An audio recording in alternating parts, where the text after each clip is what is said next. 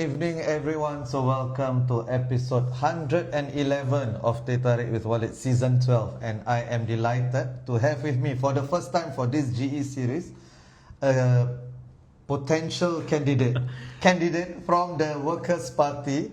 So, Mr. Andre, no, we are not going to leave it.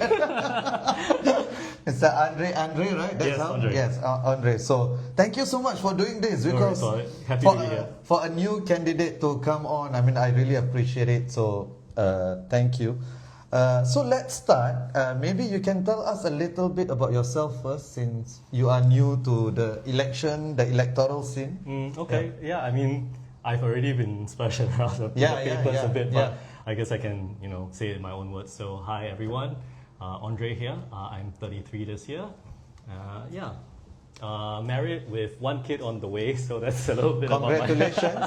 about my family life. And so I am a potential WP candidate for the upcoming election in Professor's eloquent terms. And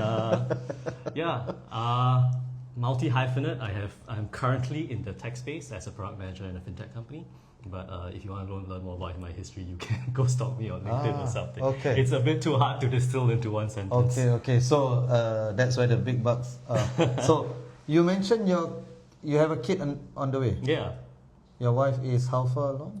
She's about five months along now. Yeah. I assume she's not too pleased about you joining the I mean, timing could be better. Alright, well, you're doing a national service, so thank you. Yeah. So whichever party, right, people stand in, I always have a lot of respect for them because I don't have that courage. So thank you so much. It's hard to be a new candidate in the ruling party. It's harder to be a new candidate in the opposition. So thank you for that. I think, like, just on that point, like, I feel like it's thanks to the hard work done by really the pioneers over the last few decades, right? I think it's gotten to a place where it's not so much of a sacrifice anymore. Yeah. It's easier now, but I think for sure you're still correct. Yeah, I think even just if you look to 10 years ago, right, it's different. I remember when the Workers' Party was unveiling candidates were crying, saying their family didn't let them join, and I think there's still some of that, less of that for sure. Yeah, I think so. I think thanks to, like I said, like, the pioneers like Mr. Lau himself, and way back in the day, and then Mr. Jam also, like the pioneers, they kind of set the tone, set the standard, and then they were the flag bearers for us. And I think over the years, Singaporeans have also gotten used to an opposition presence, and they're more accepting of it. And I think today, like, honestly, it was something that I really, really thought through and really vexed over for quite a while, but I think the decision would have been that much harder without them laying the groundwork. Okay. So how has the reaction been from family and friends? I would say, any friends stop contacting you? No, funny enough, a lot of old friends who we've lost touch with over the years have seen me in the papers and started reaching out like, hey, is that really you? Or some have even offered to because I way back in the day I used to be a lawyer, so a lot of colleagues and friends from the legal How old are you? 33 now. 33, way back in the day. Actually, 9-10 years ago when I was training. Not 10, maybe 8 to 9 years ago. Right. So a few of them, they have reached out and be like, hey, I saw you might be a candidate. How can I help? They've been offering, and I think any political party, any legal minds that come forward and really want to put their time and effort to contribute to the cause will definitely really, really appreciate the help. So it's a lot of friends coming out of the woodwork, and coming back to what you said about family, I think funny enough, there was polarizing reactions across the family. For my parents, it was, I wouldn't say aesthetic, but verging on that, right? Really? Yeah. Are they hardcore WP fans? Yeah, they were both teachers actually, so civil servants, and you would think that is the demographic that people usually say, oh, there's a fear that your vote is not secret, that you don't want to be seen as supporting your vote is secret, by the way, don't worry, 100%. Yes, your vote is secret. But they were always opposition supporters, opposition voters. I spent a lot of my childhood in Aljunied, so from 2004 onwards. So I kind of saw the early days of when we were venturing in. I think 2006 we first moved, contested there, and then 2011 happened. So I was right in the thick of it, and we were yeah, quite a WP family, I guess. Wow. And so when I started volunteering, and they were like, oh yeah, okay, good for you. And then when I actually made the step to potentially step forward as a candidate, they were actually pretty happy. Like, I think that was the reaction. Yeah. Okay, so to quote my friends from the Daily Catch Up, enough of the softball questions. So let's get to it, right?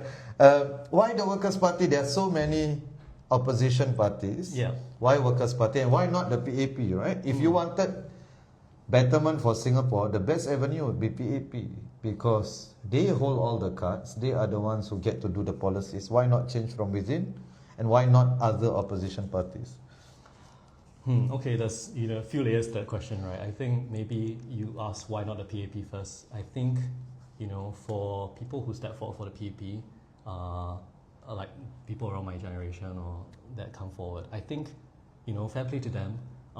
They want to make a more direct impact, right? They are in direct contact with the policymakers, with the cabinet. They are on the same side, if you will.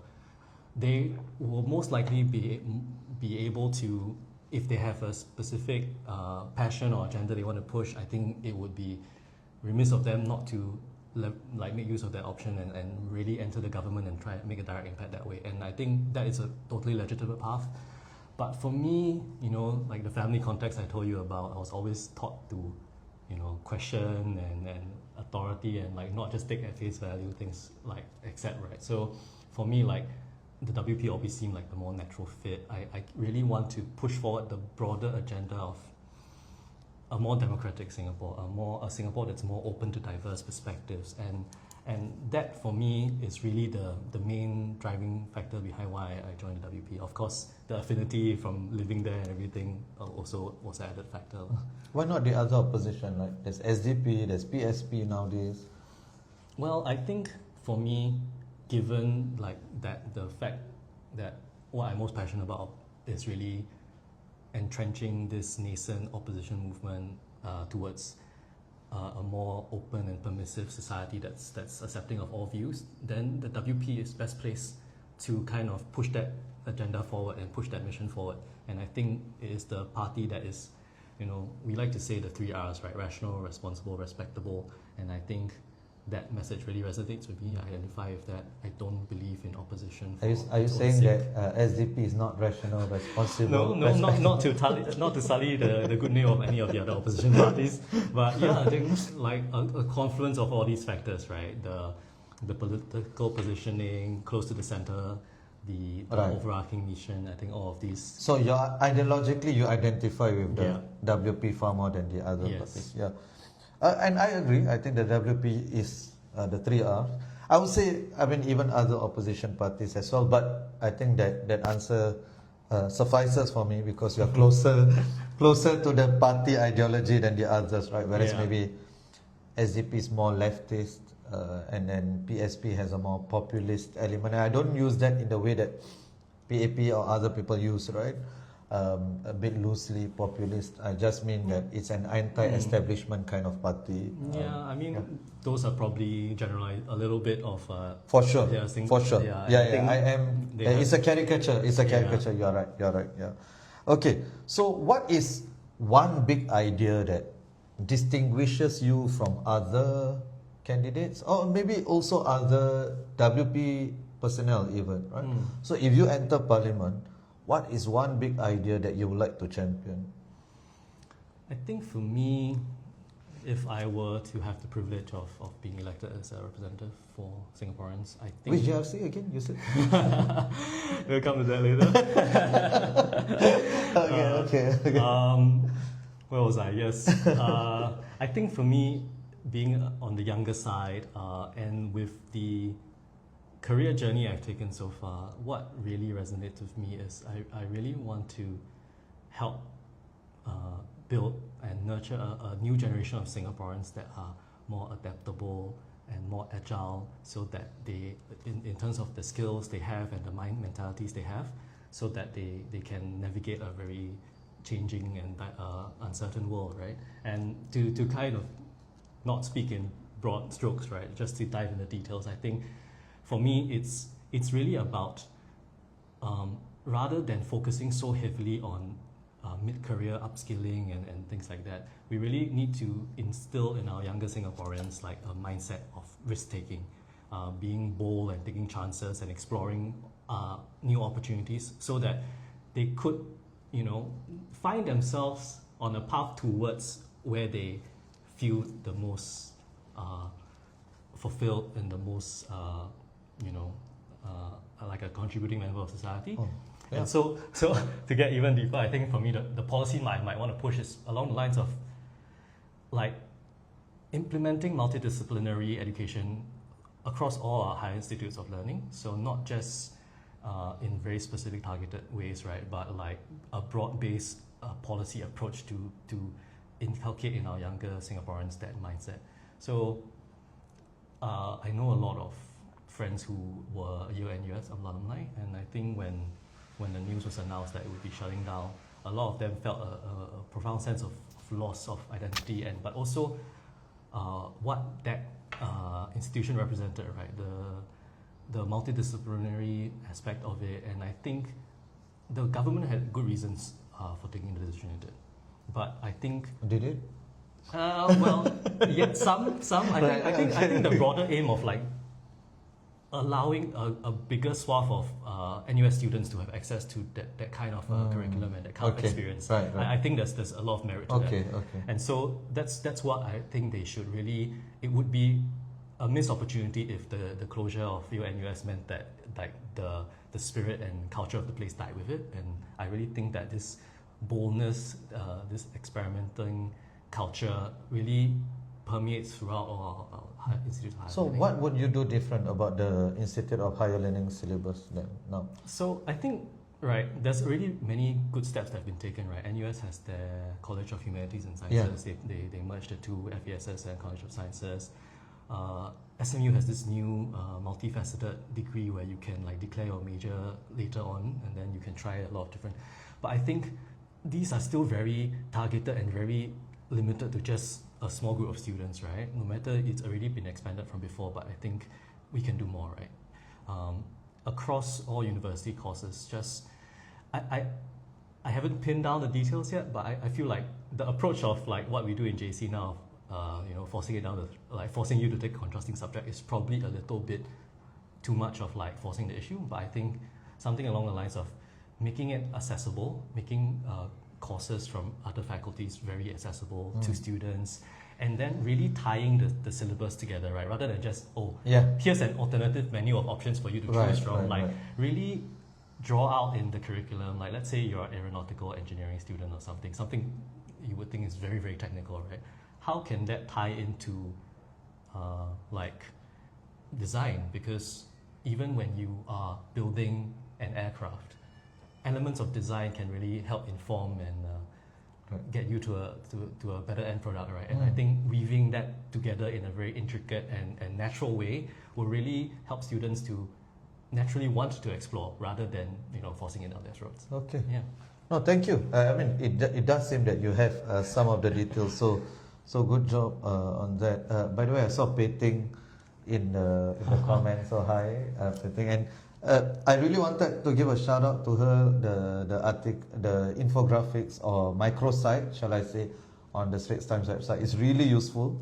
I think all Singaporeans are being done a service with that, and including the parties, the opposition parties especially. Very good demographic breakdown. Yeah, very good demographic breakdown. So well done. Yeah. So one of the things, right, that we see from the reason why I asked about the big ideas, one of the things we see from newer candidates, especially from big parties, is that they are virtually indistinguishable from one another, right? Like, it's almost as if they're so replaceable, they have no personality. And then what is your big idea? If I were to ask Singaporeans, right, you think about the 2020 new PAP MPs, right? What is their big idea? Like, probably a lot of people wouldn't know, right?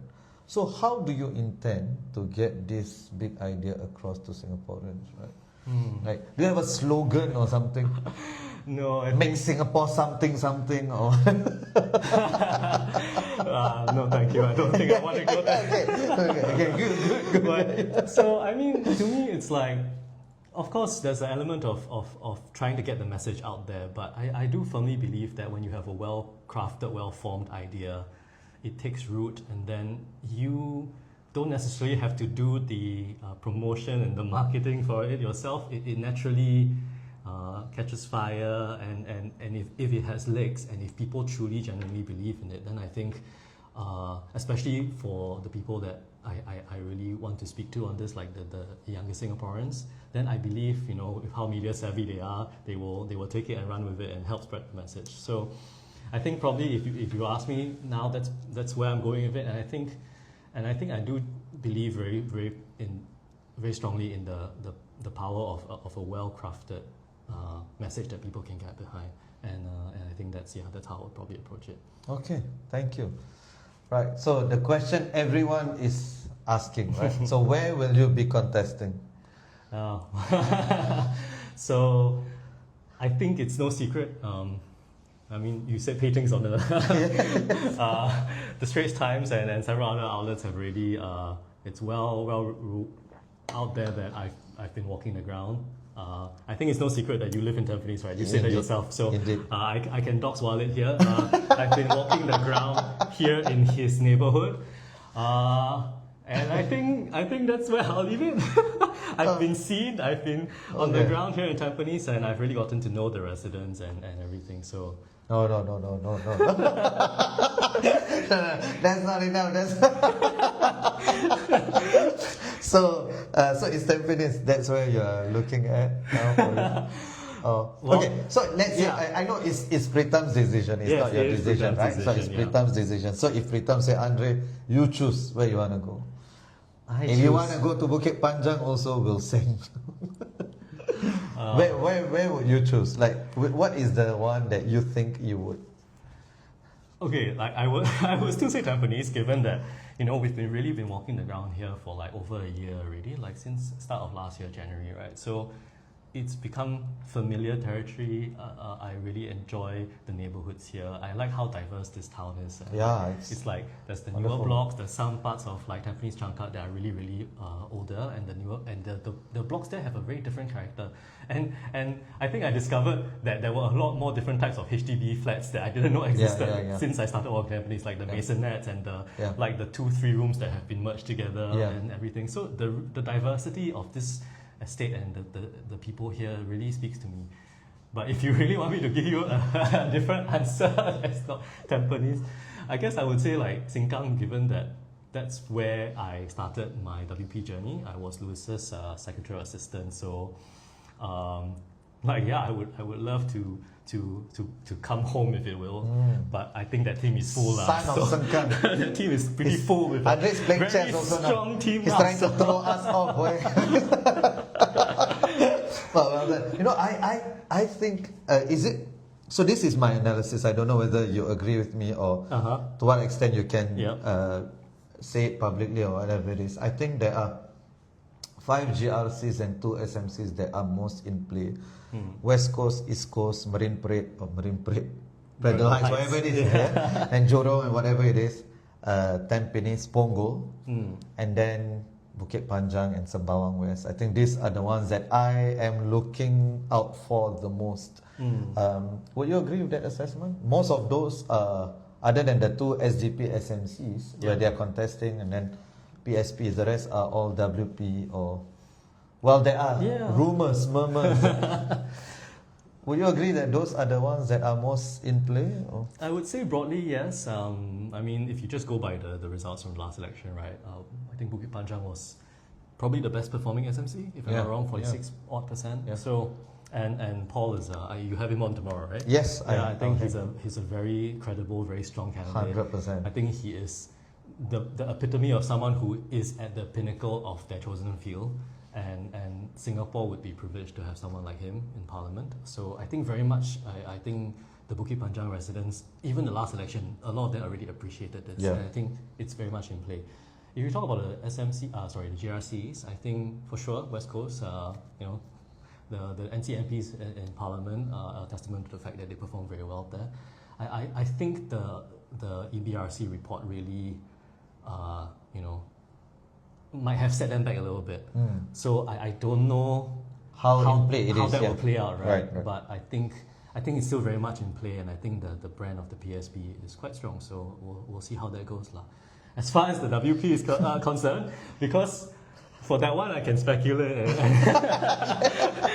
This one I have some insider information, so I really need to hedge. So you can't speculate.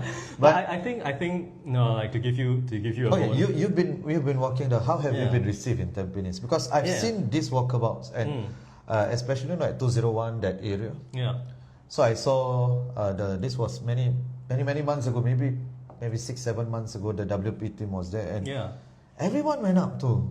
Like Pritam and Silva, like celebrities. Like I couldn't talk to them. So I was talking when we to were selling our selling them. Right? Yeah. I had to talk to the other people, but I couldn't get to Pritam or Silva. So how has it been for you when? So I mean, this might be hypocritical. Like I've heard this from party members a few times. I'm not firsthand, but this was recounted to me that Mr. Lau on one of these newsletters selling when we were walking around in Tampines trying to sell a newsletter. This must have been like 2-3 years ago now. So before we started, walking around in earnest this cycle, and I was told that a resident went up to him and said, "Hey, you cannot come here and sell your newspaper, then don't come for the election, right?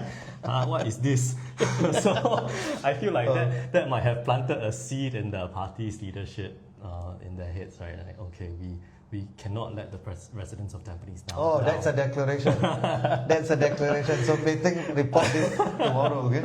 So WP declares they are contesting. I wouldn't take it so far. This. But yes, this is what I can share with you. That has been recounted to me. Right. Nice save. But I do hope that the WP comes here. I genuinely do. I hope that there are more. That every ward is contested, and I think every ward will be contested. And I think as a Tampines resident, I always want the best parties to contest here, the best teams to contest here. And I do think generally, if you ask people that. Even those who support the PAP or are going to vote for the PAP, they still, if you ask them who would you want them to come, they will say the WP, right? So I do hope that. Yeah. So that's please. Sorry, you go on. No. I just wanted to read a comment, but I was just going to say that reacting to that on my home visits around Tampines and just speaking to residents, you of course get the ones who rather not open the door. Yeah. But then you also get really really fervent supporters who they're like, oh, you don't have to waste your time with me, hammer, and then they just say go and speak to someone else. But I think it's really the people in the middle, right, that I've had the most meaningful engagements with, because they really some of them start off friendly, but some of them also start off a little bit hostile. Not so much hostile, but a bit guarded, I would say. And then they want to know, firstly, it's like, are you an insurance agent? Then secondly, you're not an insurance agent. This party, you're coming here. Then they start questioning, like, why bother? Like, what difference is it? But why Tampines? Why Tampines actually? What's your answer to that? Why Tampines? I would say that like I feel like we've kind of a bit like I don't know what's the right word to use, tease the residents here a little bit, and I think we would be remiss to let them down, so I think we really want to be here, and they're like, then I feel like when I engage with them and tell them about our track record in Parliament and some of the wins that we think we have, have what we've raised has directly resulted in changes in policy, and then they buy in, and then at the end of it, I feel like I've secured some wins there. Yeah. You've teased me for sure. Yeah, so if WP doesn't come to Tampines, I don't know what to say already. If you are not contesting, I don't know what to say. Somebody commented, and I think it's worth, if you wish to answer, because it's pertaining to one of the PAP candidates here. What are your views on the recent online backlash on Masagos' response to Kelvin Cheng's Facebook post? So this is by Sweet Prince. Yeah, do you have any comments? Because Minister Masagos, of course, is the anchor minister here, so it's very relevant. Yeah. He's the Minister for Muslim Affairs as well. Yes. So, I mean, for me, I think I don't want to get into the details of the controversy, but it's really like, just on the Palestine issue at large, right? What I feel very strongly about is the fact that the room for debate seems to have been so circumscribed, and they really closed down the town square, like both figuratively and literally, right? If you go back to the start of the current conflict in October of 23, almost just a few days in, the police and national parks came out with a statement, right, that like we would not entertain any requests for they were rejected at Speaker's Corner, and to me, when you have so severely restricted the room for public debate, then you end up with people on both sides of the debate, right? Trying to agitate, trying to turn up the volume whatever way they can, and then you end up with polarizing. So you need release valves, basically. Yeah, I feel like that's probably a lot of what's driving this, and I feel like counterintuitively, it actually, what they wanted to achieve was to tone down the volume of debate so that it doesn't get fractious, it doesn't get too... Which is perfectly rational, right? But counterintuitively, you're saying that it has the reverse effect. Exactly, and like Kelvin Cheng's comments are clearly controversial. I do not condone them at all, and So I guess, it's difficult to ask you to comment on those because you didn't make them, but this is something whether I wanted to ask whether you are willing to commit to, is that politicians are in a privileged position, right? And they also get to set the tone, their words are covered more by others, in some ways they are thought leaders as well. So will you and the Workers' Party commit to a discourse which is moderate, which is not polarizing, and not the kinds that we have seen on that, right? Like sending people to Gaza or whatever it is, right? Will you commit to... of course, Kelvin is not a politician, so this is not about him, right? But will you commit to not endorsing those kinds of... Yeah, I think that's the most emphatic yes I can give, right? All right, sure. And I think that's great, right? I think that's what we expect of all our politicians, right? So, and will you commit to not accidentally liking any... It's an accident, right? So, all right, so what's your sensing of the ground now, right? So, flight to safety, is there a flight to safety now that, this is very recent, right? The Trump tariffs and all of this. So when you walk the ground, do you get the sense that people are worried and therefore they want the safer option? They say, okay, maybe they say, I like you, but I know the PAP far more. They are the safe option. Or do you get a sense that people are angry at the cost of living? What is your sense? You talk to more people than I do, so what is your sense? Well, I haven't walked the ground since the Trump's tariff announcement, so I don't really have a sense of what is the latest reaction. But I think generally over the last several months, right, I do think that Singaporeans are quite worldly wise, right? They're aware of what goes on in the world around them. They're aware of global issues. But I think what they really feel is it's when it hits home for them, right? When global shocks and things happening further afield have an impact on Singapore, and I think where it's most manifested is clearly in the cost of living, and I think that's the one topic that has been brought up over and over in all my house visits. Is it number one, like by far? I think by far, yes, but maybe if I was going to go, a close second might be housing, and I hear that from I expect to hear that from people around my age, right? Younger couples, those looking to settle down. But I've also heard that from like the Gen Xers, the slightly older Singaporeans, those who have children who are in their teens or their 20s. So they won't be affected by it, but it's their children only. And a common thing, a refrain I hear is like, how will my children afford a house, right? And especially those who are already looking now, okay, but for like those who have teenage children, they worry for their children in 10 years, in 15 years. Like, if it's already the state it is today, how much worse could it possibly get, right? And that's another refrain I kind of... So it's both the housing issue and the cost of living. I actually had those as my top two as well, in that order also, cost of living and housing. And so that means the ground is sweet for you. I wouldn't go so far as to say that, but to me, it's like I wouldn't say Singaporeans are angry, but I think they feel like the government could do better. They feel like the government could listen more and not just tell them to grin and bear it, or like, we've given you the vouchers, trust us, we have your best interests at heart. I think for sure, the government has our best interests at heart, but I think the government could also benefit from more perspectives, right? They don't have a monopoly on good ideas. Right. I thank you. I think that is such a nice way of looking at things, right? I mean, I also don't doubt the government's intentions, and always government leaders.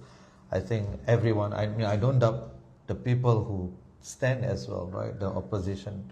But I think maybe people have blind spots. You have your blind spot, the government, each different government leaders have different blind spots, so we all benefit from different perspectives.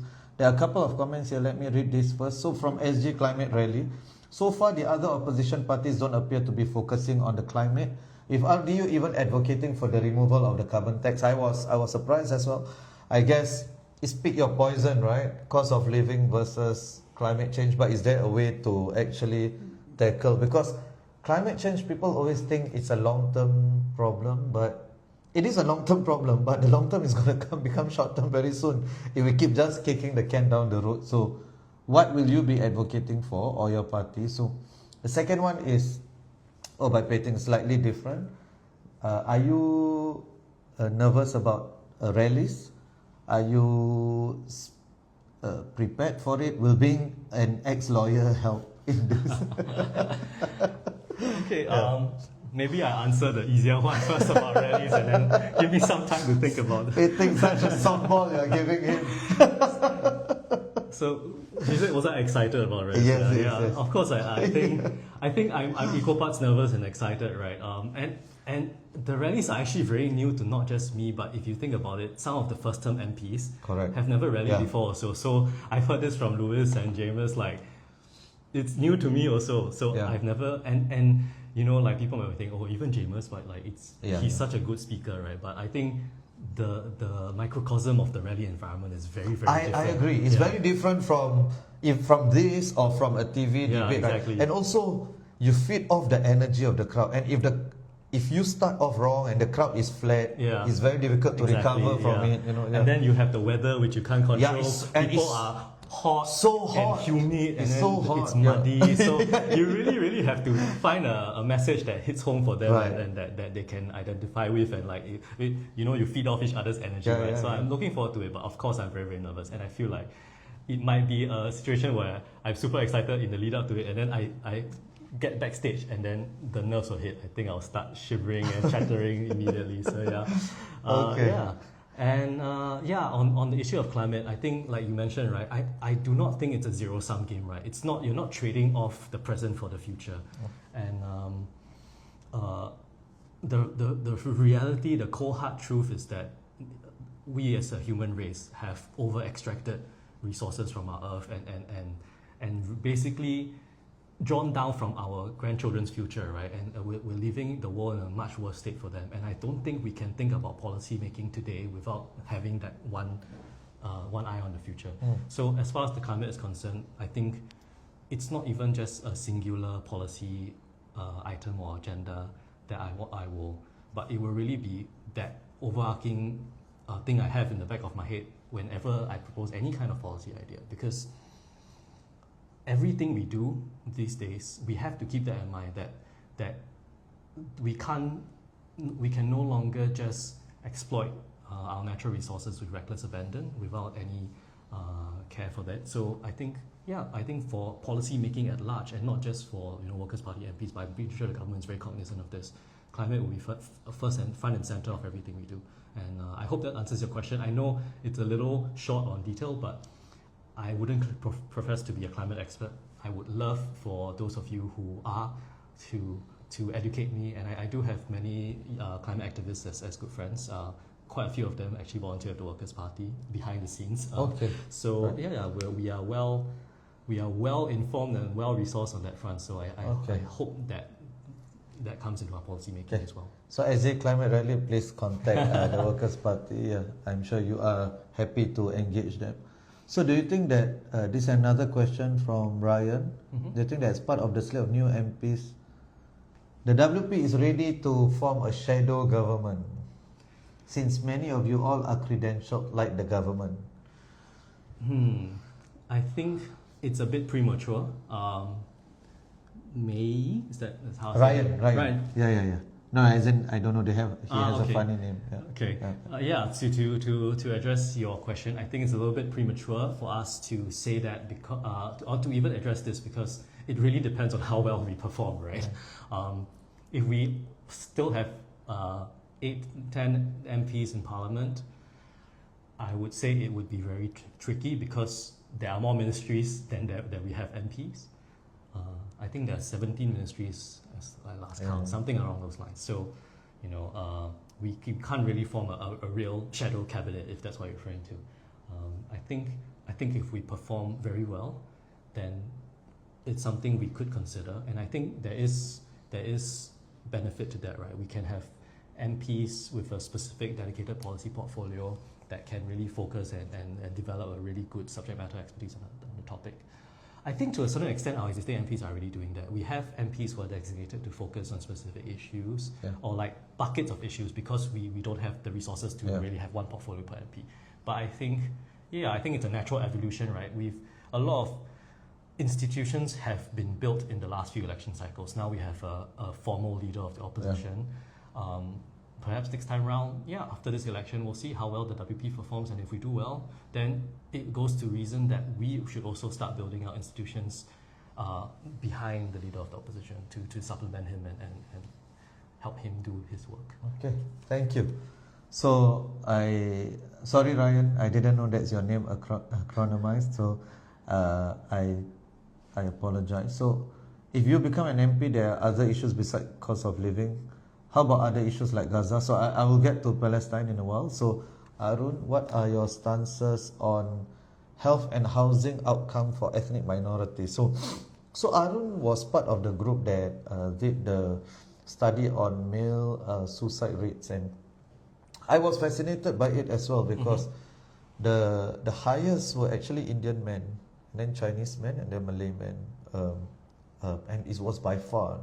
So I was surprised as well. It was something that I didn't expect, that data. But basically, we don't have to talk just about that. But more broadly, what about equitable outcomes for ethnic minorities?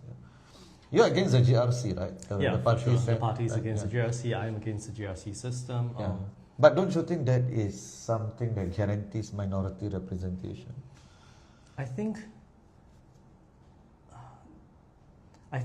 it just feels like a very, how would I say it, Singaporean approach to doing it, like really forcing the issue. And I think, I'm not sure it was you or some other political commentators who have spoken about this, that I think Singaporeans, maybe we're not all the way, like, we're not a post-racial society, I wouldn't go that far, but I think Singaporeans are mature.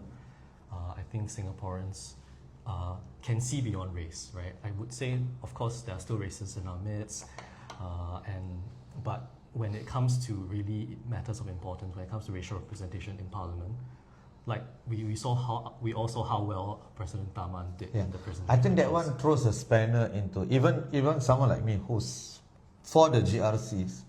Taman's victory, I mean, it really throws a spanner. Like, it wasn't a victory, like it was a trouncing of the other candidates, right? So I think that really does. But what if I were to push you, people would say that, but it took a Taman, like somebody who's heads and shoulders above everybody else.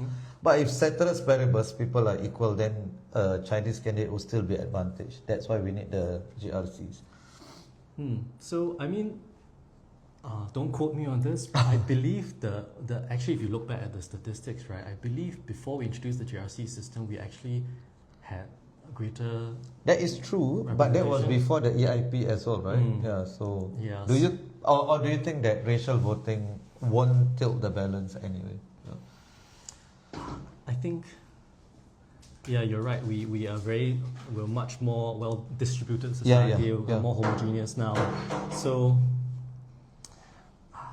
I think maybe then if that were the case, the kind of the responsibility shifts to the parties themselves, right? To put up a diverse slate, and when you distill it down to, and if we return to an all SMC system, and you distill it down to a one-on-one, if you were match up between two candidates, and if parties are putting forward a diverse slate of candidates, then I think, like you said, right,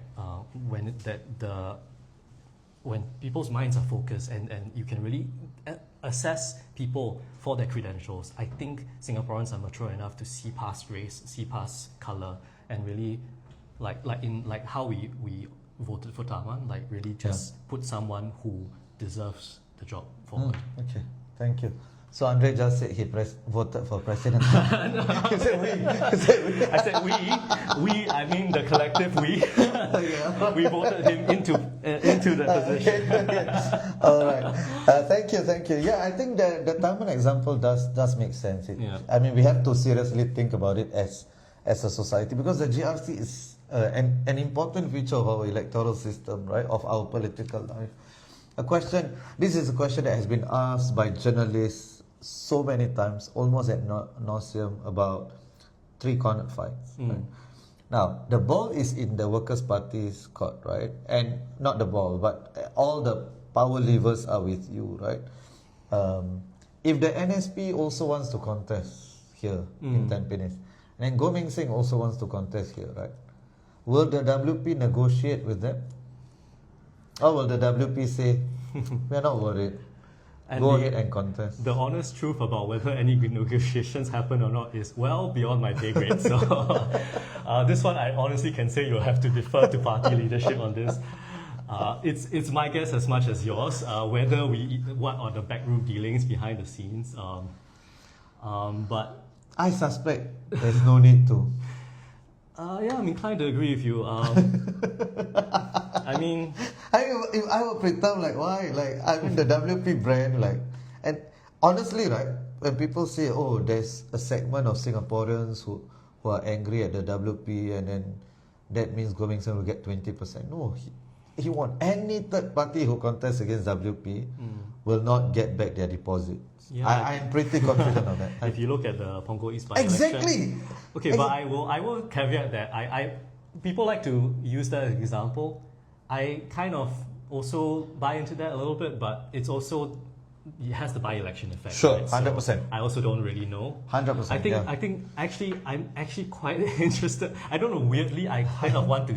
This seems like there's a potential for a lot of three-cornered fights, or multi-cornered fights, not just here in Tampines, but across Singapore. Like we've heard, like Sembawang might be one, Yishun might be one, even Ang Mo Kio might be one. Can you believe it? Ang Mo Kio, it might a multi-cornered fight. Yeah. And I kind of want to see how all these play out, because it will give us data that isn't with an asterisk there, right, by election. Right. And then we'll really see how Singaporeans feel about multi-cornered But you're not losing sleep over multi-cornered fights here. I guess.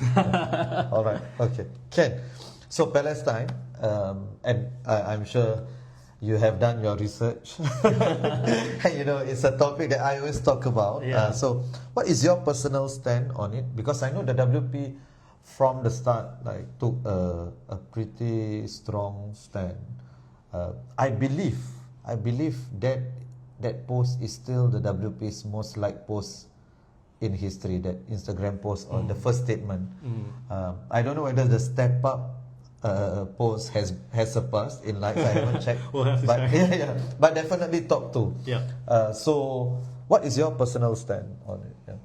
I think for me, you said I researched this, but I also want to kind of give you something a little bit more personal, to kind of explain my personal position on the issue, right? So for me, I still really distinctly recall when the Middle East conflict really became real for me, and this was back when I was in NS. So I think it was 2010 or 2011. So now you know how old I am. Oh, actually, you said that. And this was when the Gaza Freedom Flotilla happened, and I read about 2010, yes, the incident lah. Yeah. And I don't want to go into the details of who I think was right or wrong about it. There's a lot of fog of war and it's great. Yeah. But I remember identifying so closely with the activists who lost their lives in that incident back then, and I think the immediate reaction was, I kind of identified with that, right? I'm a young Singaporean. I fancied myself left-leaning, a bit more liberal. I could see causes that I was willing to step up for, but I never thought that, people would die for their cause. Right. And I think that's when it really hit home for me, like when it became real. But then, several years later, like thinking about it, it also made me realize how insulated I was from the realities of the conflict, right? Because it only was when not even a Palestinian, right? A Turkish person lost their life, and then it hit home for me. And the way the Western media reports about the Middle East conflict is like the Palestinian people almost become inhuman, right? They're a statistic, it's a number, and you kind of really get desensitized to it over the years. So, and I think really it's a roundabout way of saying that my personal position is I'm very much pro-Palestine. I believe in the right of a people to self-determination. I was a lawyer back in school. Yeah, I did a lot of public international law. So, to me, I strongly believe that the two-state solution is probably the best way to a lasting peace. But every day that the conflict continues without a ceasefire, we just get further and further away. The effects on the ground, the reality is that we get further and further away from that being a realistic possibility, and that to me is just very tragic. Yeah. Thank you.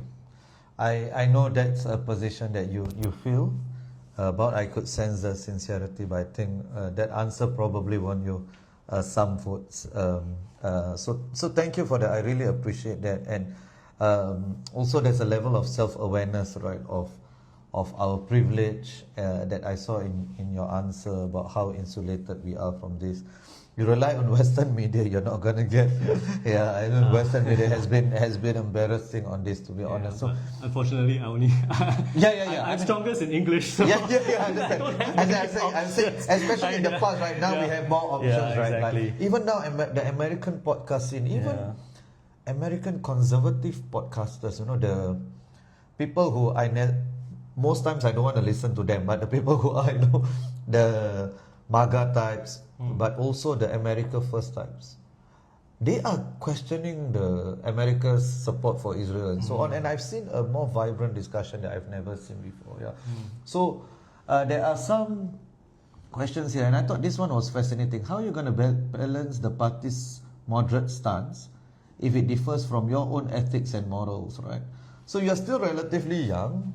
You are young. I mean, you are still a youth by NYC's definition, right? 33. And younger people tend to be more liberal. And as you become older, you become more conservative in more ways, right? I felt that in myself. I felt that as well. I feel that also over the years, I become more cowardly also. So it's not just conservative, but cowardly as well. So what happens when the party says one thing, but you want to go further left, or you want to go like, oh, okay, no, we need to take a strong stand on justice? What happens? Honestly, I feel like my personal politics line up quite closely with the parties. Of course, it's not a 100% overlap, right? I'm still younger, and like my politics might evolve, my positions might evolve. I'm going to be a father soon. That probably will sharply move me to the right almost immediately, right? Like people say, suddenly you hold a baby in your arms and everything changes, right? But to kind of answer the question seriously, I think where the Workers' Party has really taken a strong stance on this is like where it's really issues of conscience or something that people feel strongly about. We let you express your own personal views, right? We like the allow 277A. And we allow MPs to the bandwidth and we don't hold a tight leash, right? MPs are free to express their views. on their own personal platforms. And then even in Parliament, like we can see, we've gone to the extent of lifting the whip. So I think, that was not something that we took lightly, the decision to do that. And I think we actually got a lot of flack for doing so, but I still stand behind that. I think that was the right decision to do, to lift the whip and let the MPs express their own personal views. And I think it's a function of the fact that, the WP is commonly considered centre-left, but the reality is that we are a broad tent party, just like the PAP is a broad tent party. I think there are PAP MPs who are further left than some WP MPs. 100%. And so you can't distill it down to a singular position, right? And I think, and we have been very cognizant of that, and where we think it's appropriate, we let the MPs, and not just MPs, right? Party members also have freedom to express their own personal views. So thank you. I think that was a good answer. So when should one expect to see the WP manifesto this year? So Jeremy Tan is going to be an independent candidate in Mountbatten SMC, right? Oh, okay. I think it's harder to be an opposition MP. The opposition candidate is much harder to be an independent. So shout out to you. I'll be having Jeremy on next week. We are trying to tie down a date. So when should we expect to see? Is this beyond your pay grade as well? Oh. I think the reality is I don't really know. Right. As far as I understand it, the manifesto is an evolving document, right? Even now with the Trump administration's latest tariffs, right? We've released a statement on that specific issue, but I think the manifesto needs to be informed by what's happening around the world and on the ground, right? And I think it will be closer to nomination day. Yeah, it'll be closer to nomination day. It will be ready when it's ready, but I think it's close. Yeah. Okay. Yeah. Oh, okay.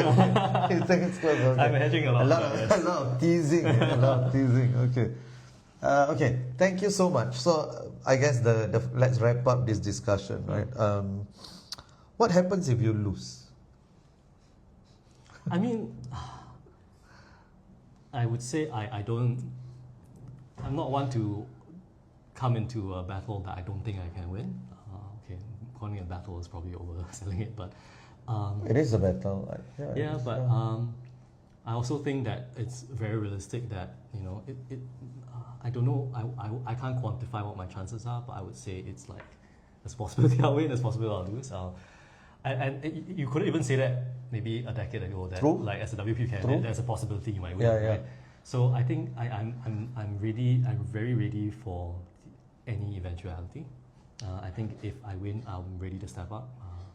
And if I lose, I will continue to fight the good fight. I will remain a WP member. Whatever platform I can gain as part of this election cycle, I will continue to use it to advocate for the causes I believe in. Okay, thank you. Let's end on a reconciliatory note. Okay, so a conciliatory note rather. So, who's your favorite PAP politician and why? This one is tricky. I don't want to say Louis Ng like everyone. Yeah, no, please. Yeah. Everyone will say Louis. I like Louis. He's been on my show twice, so I love Louis Ng, but that's an easy answer. Yeah. I would actually say Tin Pei Ling actually. Like, I don't know whether favorite is the right word to use it. Yeah. Because I don't know why would I have a favorite MP, right? But I admire the work she's done, and like from kind of like the very unfair criticism that she received when she was first put out. Some was fair, yeah. Okay, I think we only remember the unfair bits, right? And so she was young. She was asked to step forward. I think every party struggles with getting women candidates. I think it's universally true for not just us and the PAP as well. And at her age, I think she's probably younger than I am now, and she stepped forward. Yes, indeed. Yeah. She was 26, 27. Yeah, and with that weight of responsibility and being badgered by the public like that, and having the gumption to keep going and get elected, and then do and resoundingly, she got 70+%. So. No, I 100% agree with you. I think her comeback story. I mean, I was one of those who made fun of her at that point in time.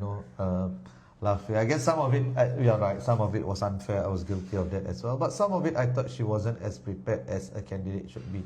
But then where she has gone, and going in an SMC, even many veterans don't go to SMCs, and so I share the respect that you have for her. I'm in admiration of her. There's a question by Arun. What are your thoughts on Go Meng Seng? I've already done a 100-minute episode. We don't need to revisit. You can just watch that. I think it speaks for itself. You don't need to revisit that. So, any last words, Andre? No, I think thank you for having me on. Thank you for taking a chance on me. And I actually really enjoy watching your podcast. Thank you. I don't think I watch all of them end to end, but I see some of the clips. And I think to the residents of Tampines or wherever I end up, I hope this has given you some insight into who I am and what I believe in. And it was excellent, and this is a gift. So this is my book, the one that I just launched yesterday. This is a gift. I saw. And thank you for everything and all the best. I hope to see you around. Thanks, bro. Yeah. And I will definitely be asking you more questions as you do the house visit. For sure. I don't really remember if we knocked on your door before, but I'll be sure to add you to the list. Okay, good night everyone. Bye-bye. Thank you. Bye-bye. Bye.